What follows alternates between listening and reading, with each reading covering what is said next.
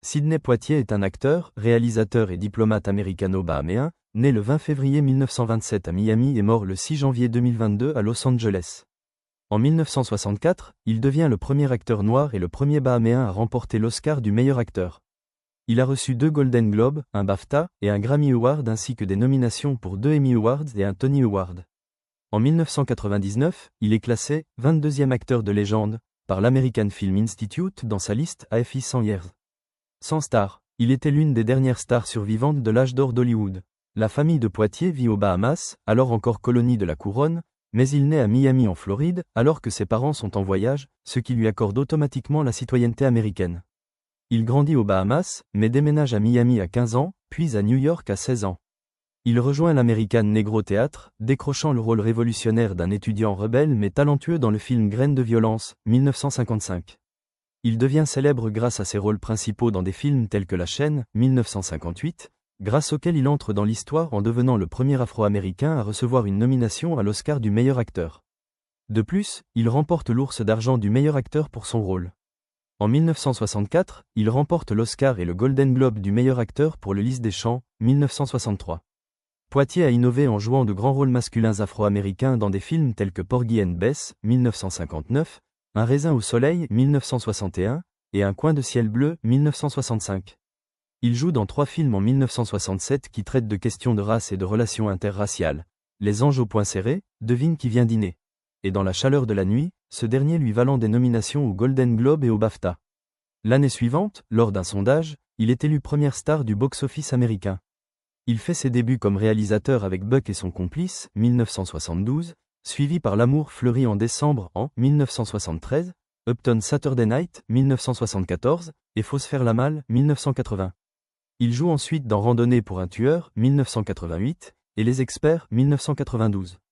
Poitier est fait chevalier commandeur de l'Ordre de l'Empire britannique par la reine Elisabeth II en 1974. Il a reçu de nombreux honneurs, dont le Cecil B. Demi Award en 1982, le Kennedy Center Honor en 1995, le Screen Actors Guild Life Achievement Award en 1999 et l'Oscar d'honneur en 2002. En 2009, il est décoré de la médaille présidentielle de la liberté par le président Barack Obama. En 2016, il reçoit le BAFTA Fellowship pour l'ensemble de ses contributions exceptionnelles dans le domaine du cinéma. De 1997 à 2007, il est ambassadeur des Bahamas au Japon. Jeunesse, formation et début. Le patronyme de Poitier, d'origine française, fut introduit en Angleterre au XIe siècle durant la conquête normande. Au début des années 1800, un descendant de cette lignée, Charles Linard Poitier, s'installe comme planteur sur l'île Cat, aux Bahamas. À son décès en 1834, son épouse hérite de 86 esclaves, 39 hommes et 47 femmes, qui portent tous, comme le voulait la coutume, le patronyme de leur maître. Parmi eux se trouve l'un des ancêtres de Sidney Poitier. Fils de Reginald James Poitier, un planteur de tomates et d'Evelyn Houghton, Sidney Poitier naît lors d'un voyage de sa mère à Miami en Floride, dans le quartier de Coconut Grove. Citoyen américain de ce fait, il grandit aux Bahamas dans le village de ses parents, sur l'île Cat. Afin de prévenir une tendance croissante à la délinquance, son père l'envoie à 15 ans rejoindre son frère à Miami. Alors qu'il avait été élevé dans une société à majorité d'origine africaine, il y est confronté au racisme qui divise le pays. Je vivais dans un pays où je ne pouvais pas avoir de travail, sauf semi à part pour ma couleur ou ma caste. À 16 ans, Sidney Poitier quitte le Sud pour s'installer à New York où il exerce différents métiers pour subvenir à ses besoins. Après un bref passage dans l'armée comme employé dans un hôpital pour vétérans, il auditionne pour la troupe de l'American Negro Theatre fondée à Harlem par le dramaturge Abraham Hill et l'acteur Frederick O'Neill. Recalé une première fois, il travaille durant 6 mois pour perdre son accent et parfaire sa technique et parvient à l'intégrer. Il est repéré par un directeur de casting durant une répétition et décroche un petit rôle dans une production de Lysistrata à Broadway, s'attirant de bonnes critiques. À la fin de l'année 1949, il se voit offrir un rôle dans La Porte s'ouvre, No Way Out, de Joseph L. Mankiewicz. Nommé pour l'Oscar du meilleur acteur en 1958 pour le film La Chaîne, The Defiant Ones, il remporte cette récompense en 1964 pour Le Lys des Champs.